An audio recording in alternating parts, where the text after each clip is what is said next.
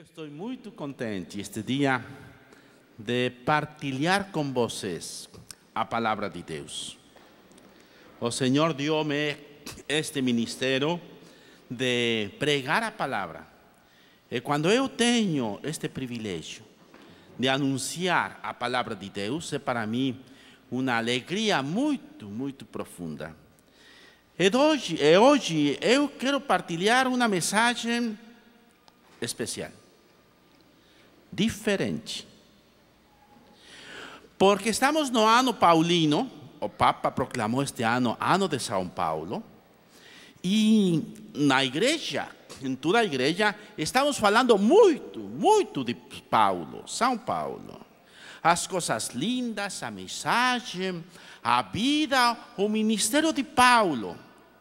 Mas hoje eu vou falar de uma coisa que ninguém fala, ou até hoje eu jamais escutei falar deste tema.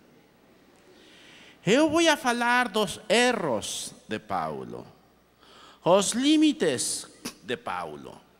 Sim, como eu falei, Paulo é muito grande, mas também tem sombras, tem sombras. Paulo tem também limites.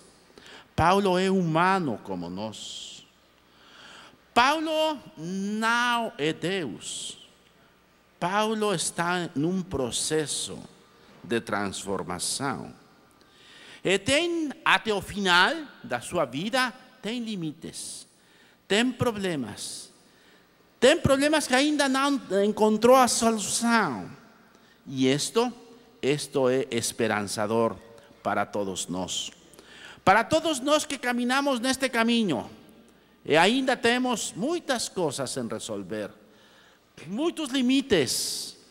Coisas que fazemos que não queremos fazer. Como ele mesmo disse na carta aos Romanos. Eu faço o mal que eu não quero fazer. E eu não posso fazer o bem que eu pretendo fazer. Por quê? Porque Paulo era limitado. E este Paulo será um espelho para todos nós, para ver que nós também, na nossa vida, nós temos este processo, para poder depender assim sempre de Deus. As pessoas perfeitas, eu digo perfeitas entre aspas, que pensam que já chegaram à meta da santidade, tem um grande problema. Deixam de depender de Deus, porque pensam que já terminou a carreira, o caminho, e então já são perfeitas. Sofrem e fazem sofrer aos outros também, as pessoas perfeitas. Nós vamos a reconhecer hoje, como Paulo, que estamos em caminho, que estamos em processo. Vou começar este primeiro tema de um erro de Paulo, que foi com um amigo chamado Bernabé. O primeiro erro, o grande erro de Paulo. Bernabé foi verdadeiramente um amigo para Paulo. Depois de Damasco, quando se fala da conversão de Paulo, de aquele momento de encontro pessoal com Jesus, deste perseguidor da igreja, Paulo quer ir a Jerusalém para apresentar-se com os grandes apóstolos. Mas ninguém acredita nele. Ninguém. Chega uma reunião, e termina a reunião, e todos vão a casa, e ninguém convida a Paulo para ficar na sua casa. Todo mundo pensa, Saulo não se convirtió. Saulo é um polícia, Paulo é um espía que está procurando saber onde nós vivemos, para depois vir para apresar-nos, para levar-nos na prisão. Ninguém acreditava na conversão de Saulo. Só um se chamava Bernabé. E este Bernabé é aquele que apresenta Saulo diante da comunidade. Imagina, sem Bernabé, Saulo de Tarso, termina seu ministério no momento que estava começando.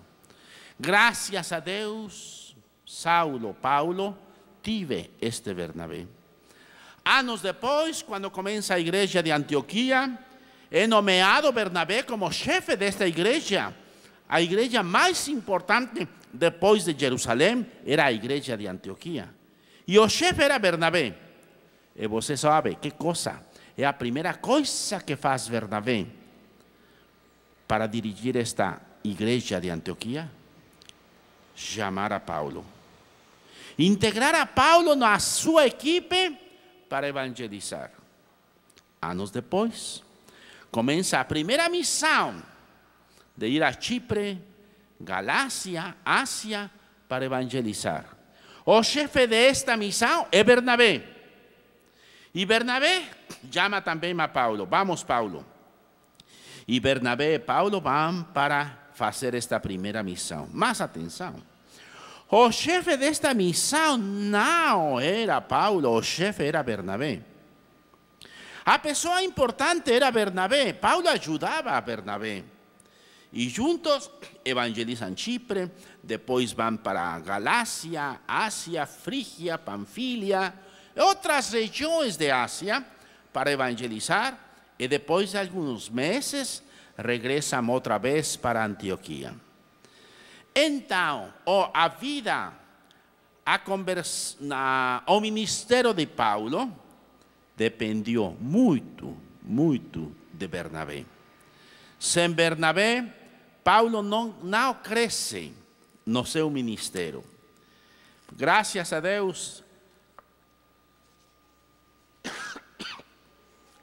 Deus, Paulo tive este Bernabé. Mas aconteceu uma coisa. Nesta primeira viagem, onde iba Bernabé como chefe, Paulo e outro evangelizador chamado João Marcos.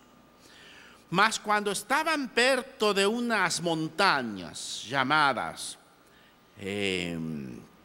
Tauro, este outro evangelizador, João Marcos, desistiu.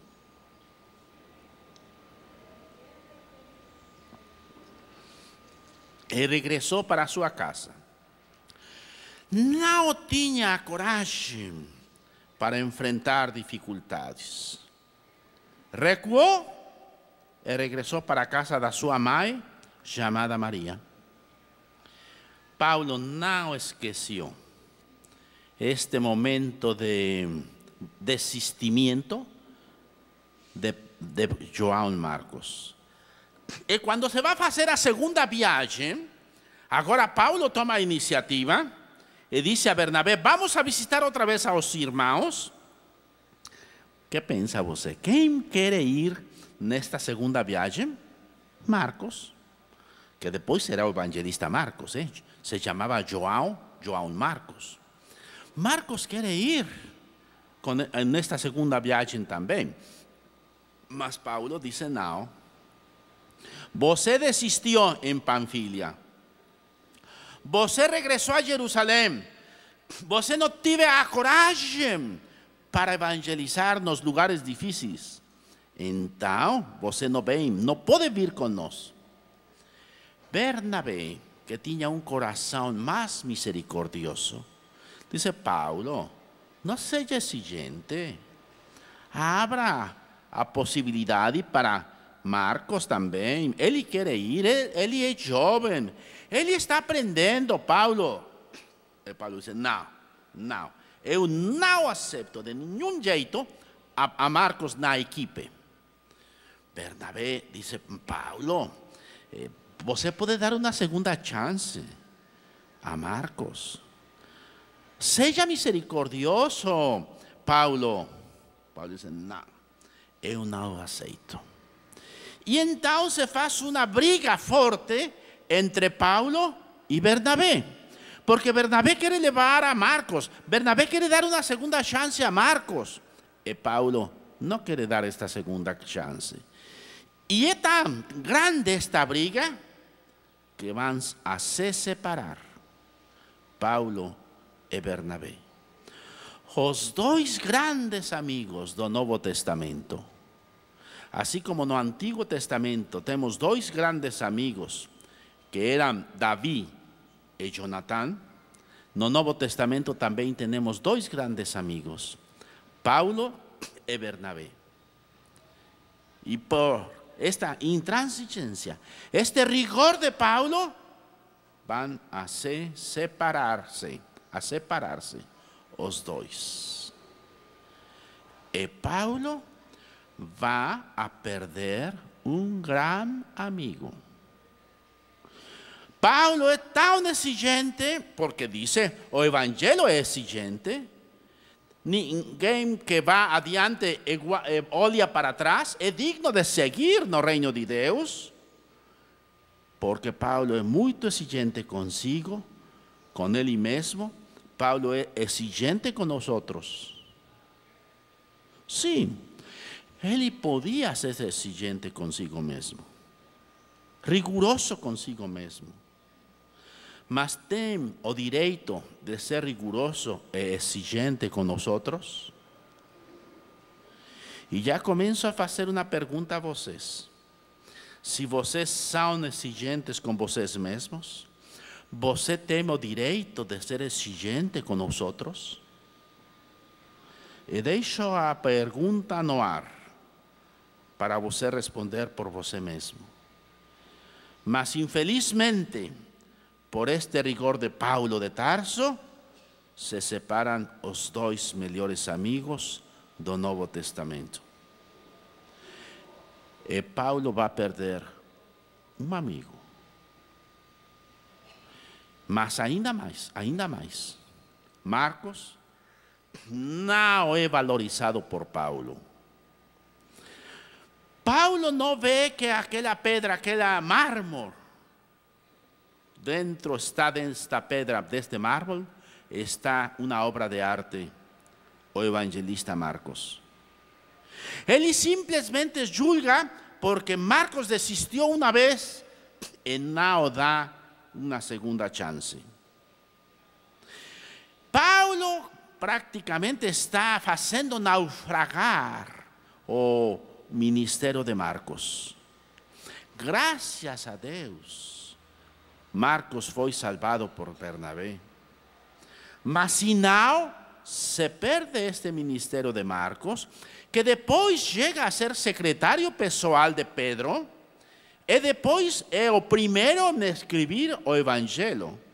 Nós temos 4 versões do Evangelho: Mateus, Marcos, Lucas, João.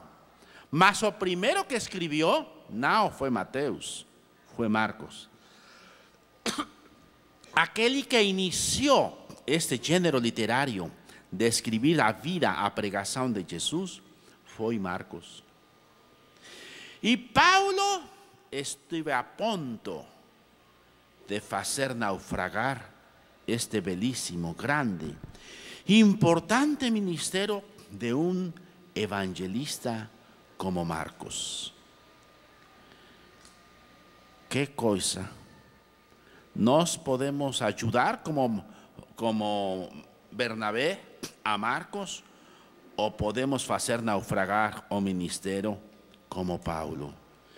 Por esto decimos, este foi um grande erro de Paulo, não valorizar o ministério de Marcos. E se separam.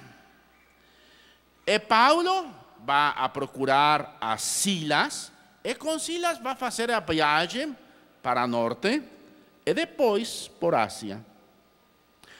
Paulo vai nesta direção e Bernabé com Marcos vão para outra direção.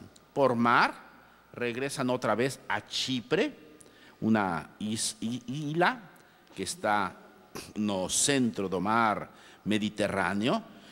Vão para Chipre outra vez. Divisão. Paulo é tão exigente que provoca uma divisão na igreja. Em vez de seguir com seu grande amigo Bernabé, se separa de Bernabé y va a ir con Silas para otros mares, otros horizontes. E agora eu tenho uma pergunta para vocês. Vale a pena perder um amigo? Paulo se justifica assim mesmo, dizendo: o evangelho é o primeiro. E o evangelho precisa homens fortes, decididos. Por isso eu não quero evangelizar com Marcos. Mas o evangelho não é amor, não é amizade. Se pode perder um amigo por um ministério?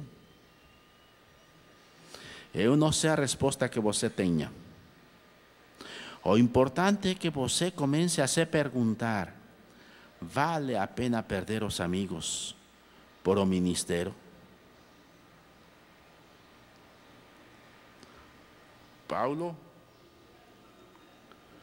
Para Paulo era mais importante o ministério que a pessoa.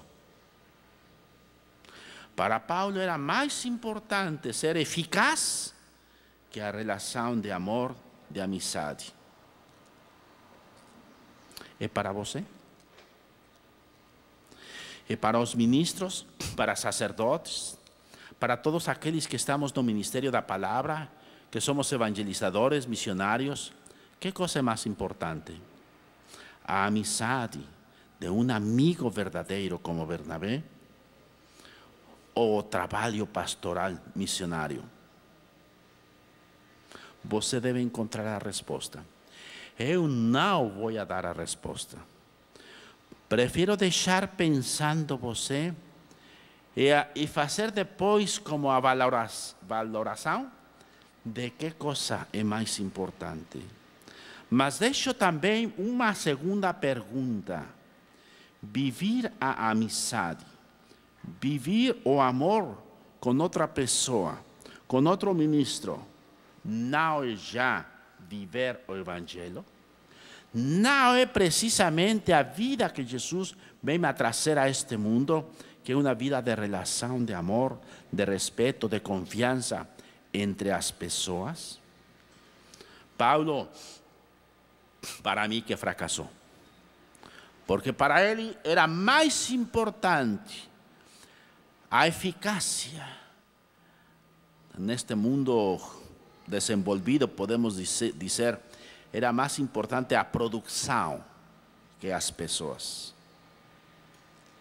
Mas Deus sabe fazer coisas boas. E tudo serve para bem. Mesmo estes erros, estes limites de Paulo, e vamos a procurar descobrir onde está a vantagem, o lucro de esta divisão, de este erro de Paulo. Primeiro, eu falei que uma divisão, que Paulo e Silas vão para uma parte, Bernabé e Marcos para outra, a Chipre. Se fazem duas equipes de evangelização. O parto é doloroso, sim. Mas graças a Deus o evangelho vai em duas direções diferentes. Graças a esta divisão. Não porque a divisão é boa, não. Mas porque Deus sabe fazer bem das coisas ruins, negativas. E dice Paulo depois em Romanos 8, 28, para aqueles que amam a Deus, todo serve para bem. Mesmo esta divisão, mesmo este problema serviu para ter duas equipes evangelizadores em duas direções diferentes. Segundo, Marcos cresceu. Talvez se Marcos permanece na equipe de Paulo, Marcos sempre seria uma pessoa sem personalidade, porque a personalidade de Paulo era forte, impositiva, e Marcos permaneceria sempre na sombra de Paulo, mas con Bernabé, él tiene un clima más agradable de misericordia, de confianza para crecer hasta llegar a ser secretario pessoal de Pedro y después escribir el primer evangelio. Primer evangelio que será como la inspiración para después escribir otros evangelios. Será como modelo, inspiración, motivación para Mateus y sobre todo Lucas y Mateus para escribir o evangelio. João es diferente, mas o primero que escribe fue Marcos. ¿Gracias a qué?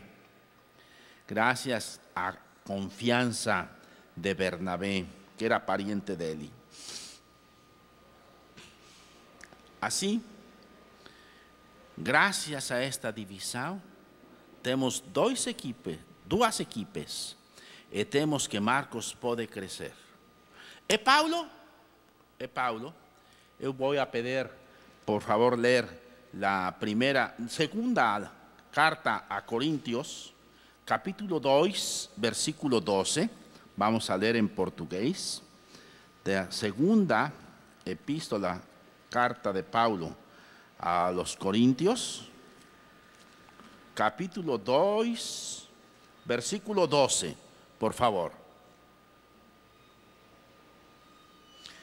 Falando Paulo fala de esta viagem. Quando cheguei a Troade para pregar o evangelho de Cristo, apesar da porta que o Senhor me abriu, o meu espírito não teve sossego, porque não achei o meu irmão Tito.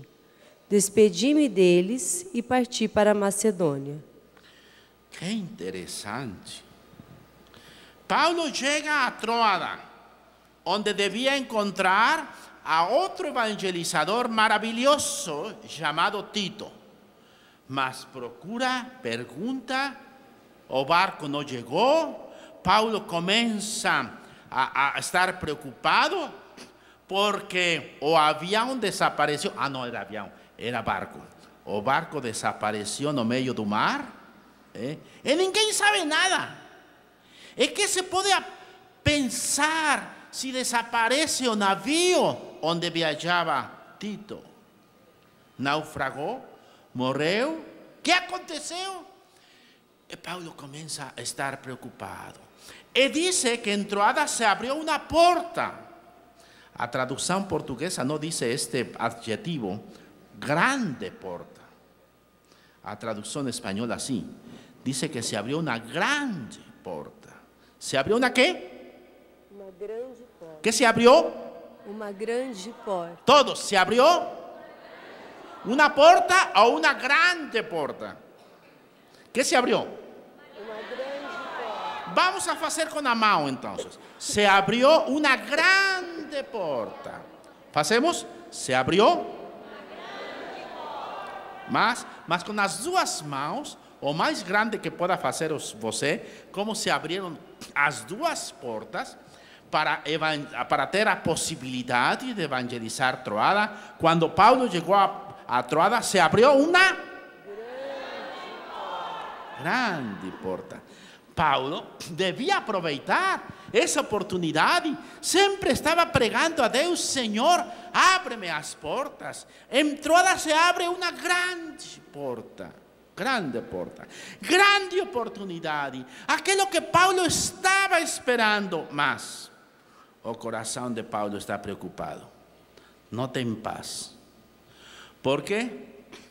Porque um discípulo, porque um amigo, porque outro missionário não chegou. O barco está perdido, não tem notícias, não tem internet, não tem celular, não tem forma de comunicação. Então Paulo está muito preocupado. E você sabe que coisa faz Paulo? Não evangeliza a Troada. E regressa para procurar a Tito. Aprendeu a lição. O mais importante é a relação com Tito. Aprendeu que ser exigente, que o ministério, que a pregação não é o mais importante. Que o mais importante é a relação de amor com Tito, com os outros discípulos. Aprendeu a lição. E a pesar, no obstante, que se abriu uma grande porta, não evangeliza em Troada. Aprendeu a lição. E você? Para você, que coisa é importante? Que coisa é mais importante? Se se abre uma grande porta, mas você não está com os seus, com aqueles que amam você também, que coisa acontece? Que coisa vai decidir? Seguir adiante no trabalho evangelizador? Ou você vai sofrer dentro porque não encontrou seu amigo Tito e disse: prefiro perder esta oportunidade de não pregar aqui em Troada, mas não vou a perder um amigo. Paulo aprendeu a lição deste erro.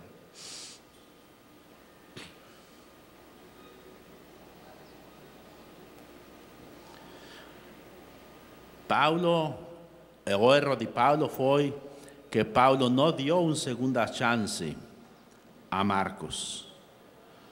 Era assim riguroso, exigente, que não deu oportunidade, que não deu confiança a Marcos para Marcos crescer.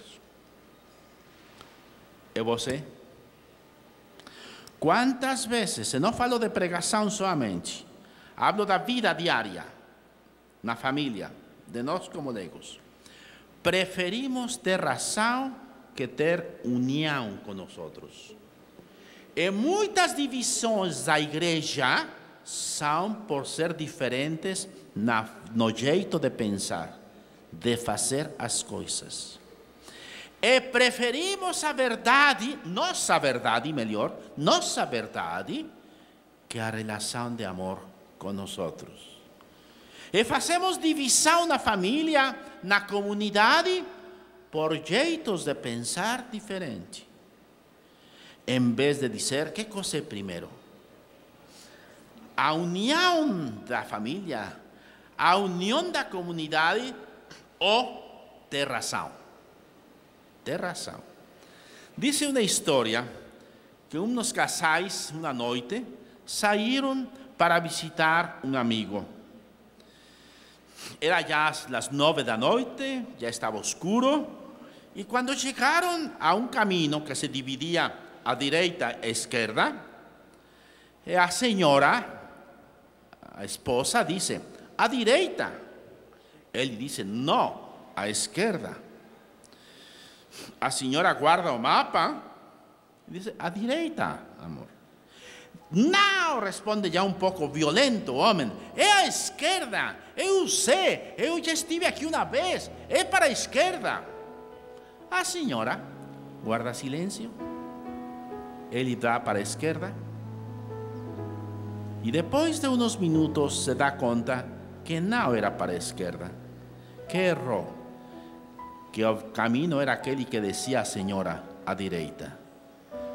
E quando regressa, e já chegando à casa do amigo, ele pergunta para ela: por que, se você estava certa que era para a direita, não insistiu?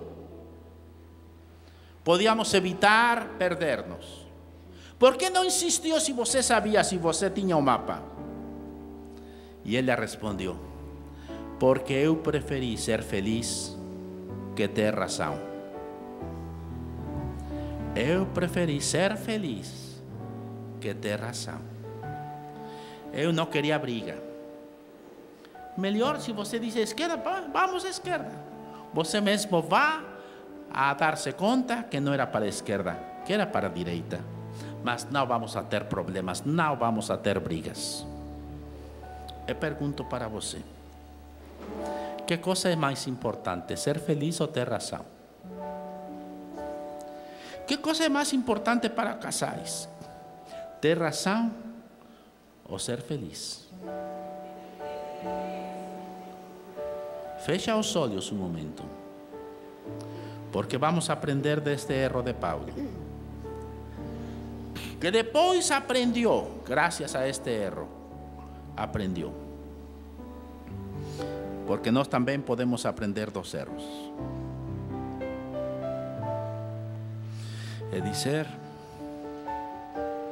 Senhor, eu quero ser feliz, mas que ter razão.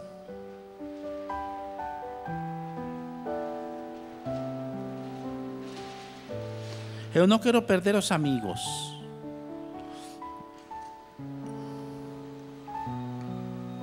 Porque os amigos são mais importantes que o ministério, que a pregação.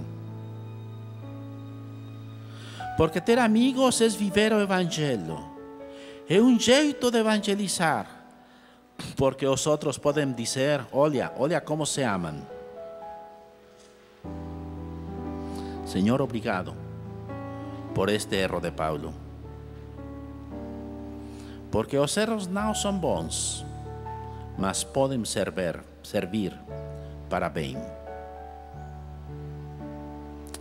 Amém. Um canto.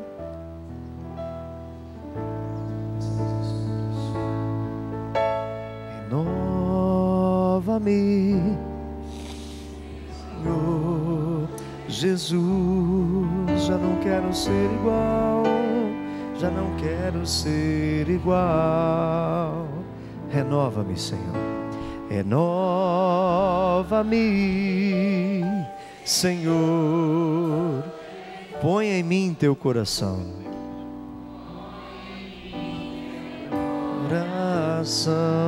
Porque tudo que há dentro de mim precisa ser mudado, Senhor, porque tudo que há dentro do meu coração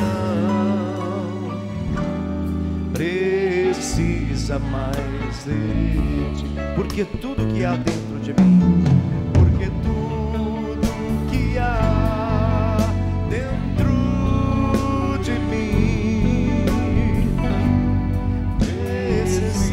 ser mudado, Senhor, porque tudo que há dentro do meu coração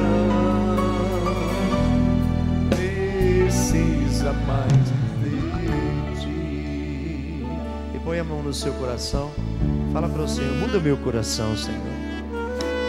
Quantas vezes desisti das pessoas, Senhor, por causa da minha razão, por causa da minha prepotência, por causa da minha autossuficiência, por causa do meu orgulho.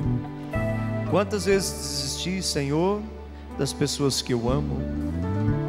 Eu não quero desistir mais, Senhor. Ajuda-me, Senhor. Quero ter um coração igual ao teu.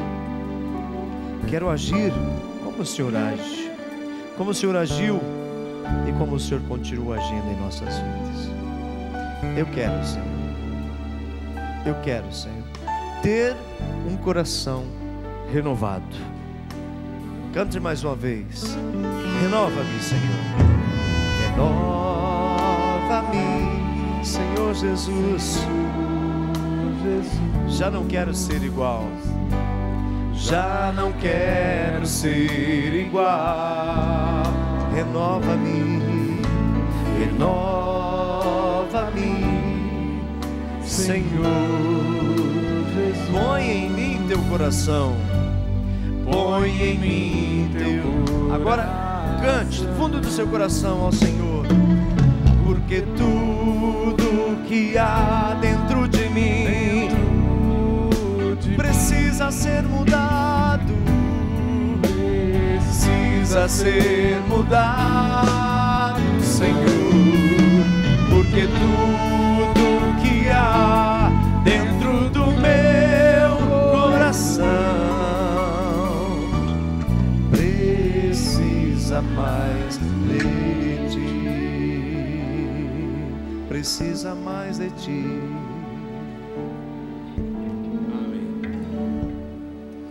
Continuamos. Ya falamos deste primeiro erro de Paulo, quando, com uma discussão com Bernabé que encontramos no capítulo 15 dos Atos dos Apóstolos, Paulo se divide. Agora vamos a um capítulo mais adelante. El capítulo 17 de Atos dos Apóstolos, onde Paulo vai a fazer outro erro muito grande no Areópago ateniense, ou seja, na universidade do mundo intelectual e cultural de aquele tempo. O centro do mundo cultural, de la ciência, era Atenas. Paulo chega a Atenas e quando chega a Atenas, olha o que acontece. Vamos a escutar, por favor, Atos dos Apóstolos, capítulo 17, versículos 22 adiante.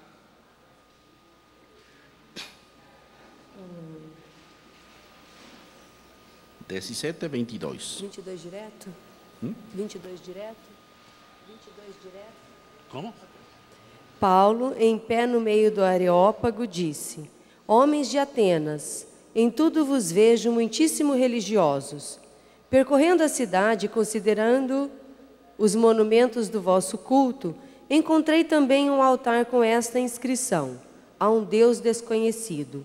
O que adorais sem o conhecer, eu vou-lo anuncio. O Deus que fez o mundo e tudo que nele há é o Senhor do céu e da terra, e não habita em templos feitos por mãos humanas, nem é servido por mãos de homens, como se necessitasse de alguma coisa, porque Ele é quem dá a todos a vida, a respiração e todas as coisas. Ele fez nascer de um só homem todo o gênero humano, para que habitasse sobre toda a face da terra. Fixou aos povos os tempos e os limites da sua habitação. Tudo isso para que procurem a Deus e se esforcem por encontrá-lo, como que as apalpadelas, pois, na verdade, Ele não está longe de cada um de nós, porque é nele que temos a vida, o movimento e o ser, como até alguns de vossos poetas disseram, nós somos também de sua raça. Se, pois, somos da raça de Deus, não devemos pensar que a divindade é semelhante ao ouro, à prata ou à pedra lavrada por arte e gênio dos homens.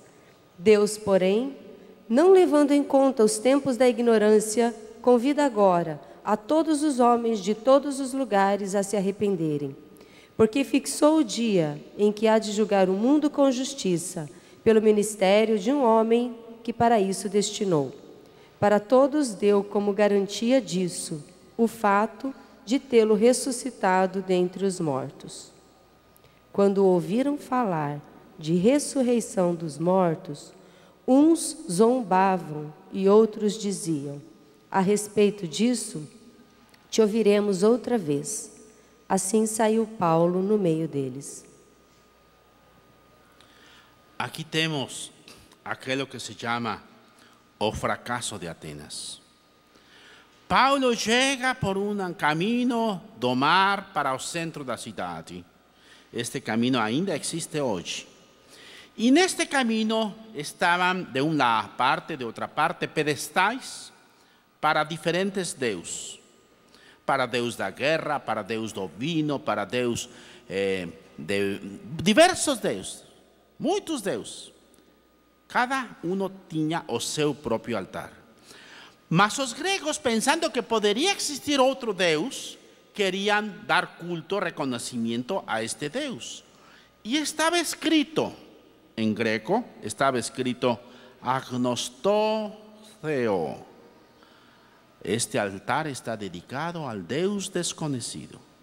A um Deus que nós não conhecemos ainda, mas aqui está o pedestal. Este pedestal não tinha figura, não tinha estátua, estava vazio. Mas eles queriam dar culto a este Deus desconhecido. Paulo, quando vê tantos deuses, o seu coração começa a ter amargura, diz. A ter uma irritação, raiva contra esta idolatria. E assim chega para o centro da cidade, onde está o mercado, a praça, e começa a pregar. As pessoas que escutam Paulo dizem: está interessante esta pregação. Então pedem a Paulo ir para o Areópago.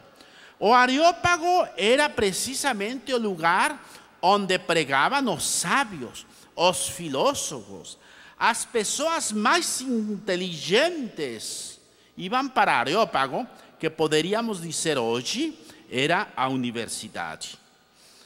Então Paulo é levado para esta universidade e aproveita para fazer uma pregação maravilhosa. ¿Por quê? Porque vai tomar como ponto de partida este altar ao Deus desconhecido. Uma situação de vida dos atenienses que ele quer aproveitar e que todos conhecem. Segundo, vai a falar de filósofos gregos. Vai falar de poetas gregos. Em verdade, esta pregação de Paulo é linda, forte, bela, única. Mas você sabe o que aconteceu? Al final, os gregos com ironia dizem: outro dia te vamos escutar, Paulo. Você está falando da ressurreição. E começam a abusar, a reír, como se diz? Começam a... Ángela. Começam a burlar-se. Zombar. Começam a zombar. Começam a ironizar. E dizer: ressurreição. Não. Então, começam a não acreditam. E dizem a Paulo: outro dia te vamos escutar. Mas é irônico. Paulo fracassa total e completamente em Atenas. E ninguém se converteu. Sim, só Dionísio Areopagita, uma outra mulher chamada Damaris, também, mas porque a palavra de Deus tem força em si mesma. Mas Paulo fracassou rotundamente em Atenas. ¿Por que fracassou Paulo?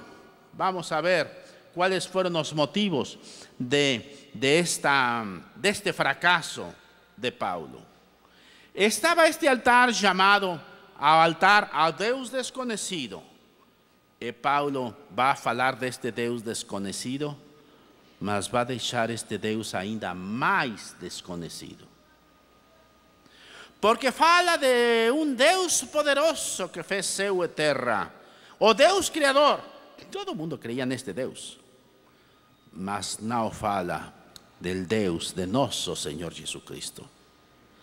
Não fala do Deus que é amor, que é misericórdia, que tanto amou este mundo que enviou a seu Filho único.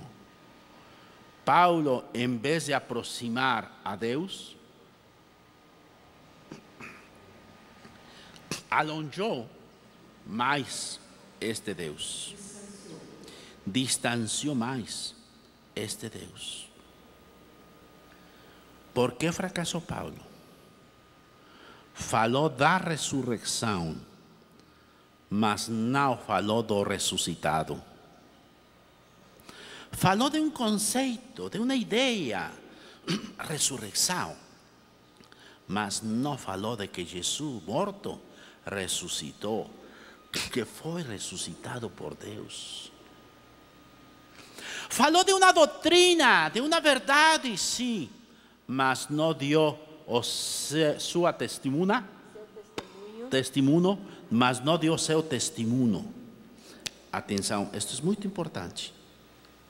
Fala de uma doutrina verdadeira, mas não dá testemunho desta doutrina.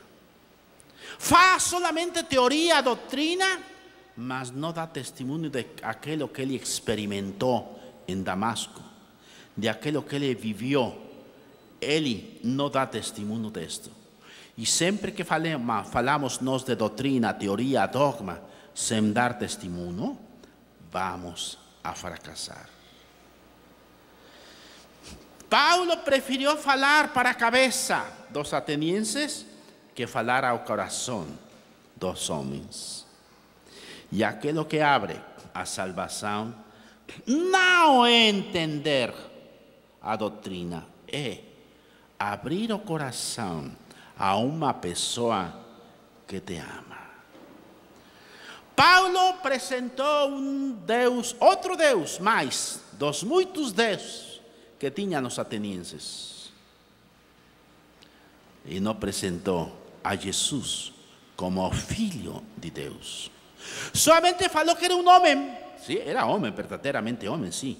Mas também era Deus. Natureza humana, natureza divina. Mas uma só a pessoa do Filho de Deus. E disso não falou Paulo. Solamente falou de doutrina. Citou poetas, citou filósofos gregos, mas não citou a palavra de Deus. Em nenhum momento falou das profecias messiânicas. Em nenhum momento falou de aquilo que Isaías ou Jeremias falaram da plenitude dos tempos.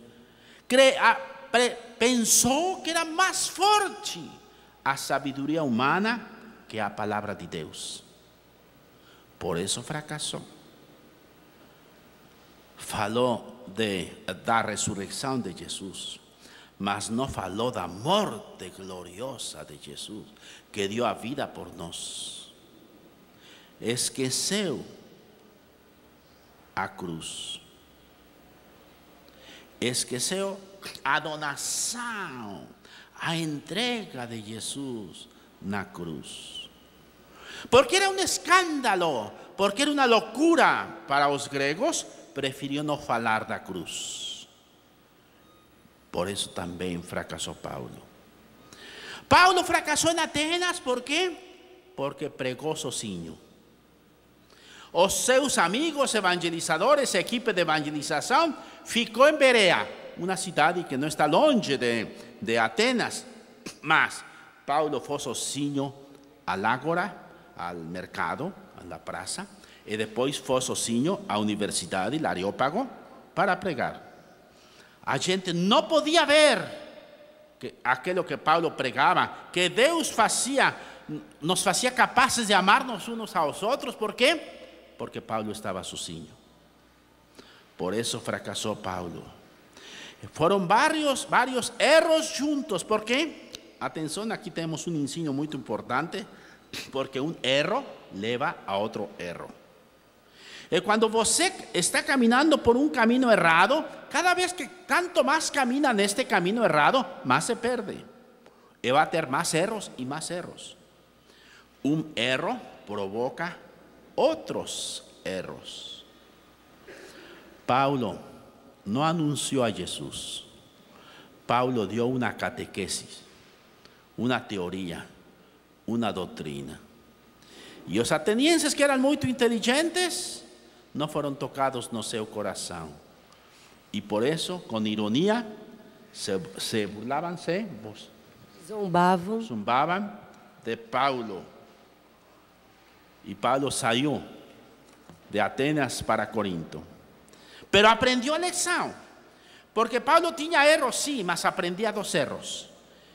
E disse aos coríntios: eu cheguei a vocês fraco, sem forças, temoroso, com medo, com temor, com medos.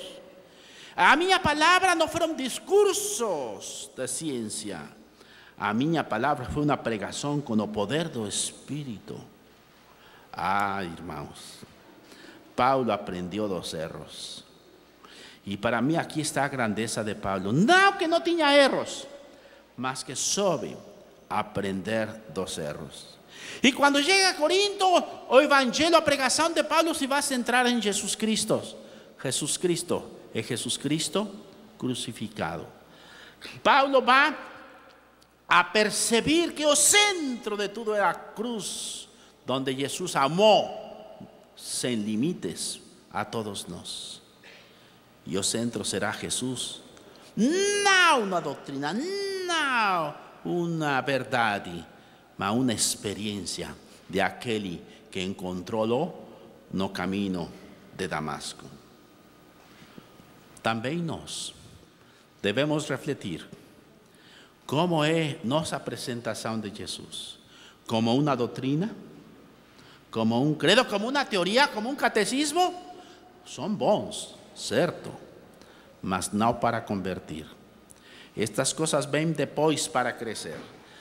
Primeiro nascer pela graça de Deus, apresentando a Jesus morto por nós, ressuscitado. E o nosso testemunho de uma experiência de Jesus ressuscitado. Este é o Evangelho que tem poder.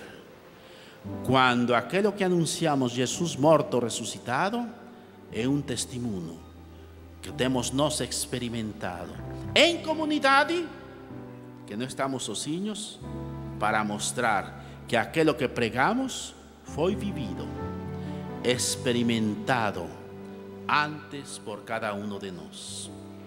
Os peço abrir as mãos. Abrir as mãos assim todos. Para pedir a Deus aprender dos erros. Se Paulo aprendeu dos erros, nós também podemos aprender dos erros. Nós temos erros, todos nós. Nós temos limites na igreja, na família, pessoais.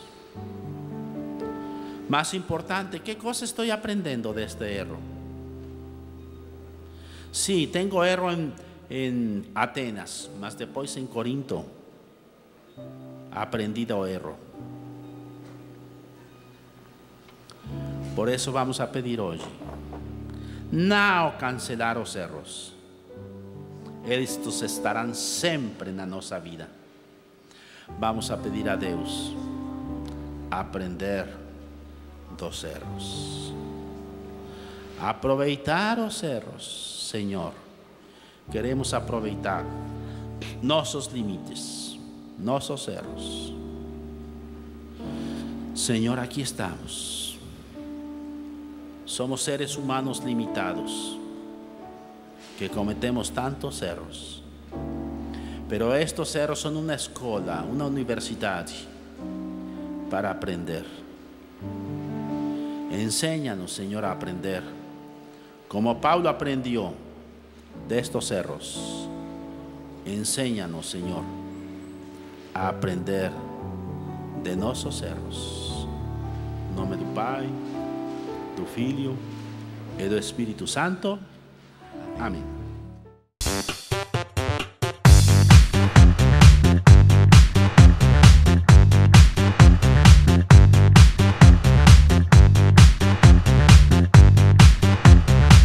CançãoNovaPlay.com. Assine já!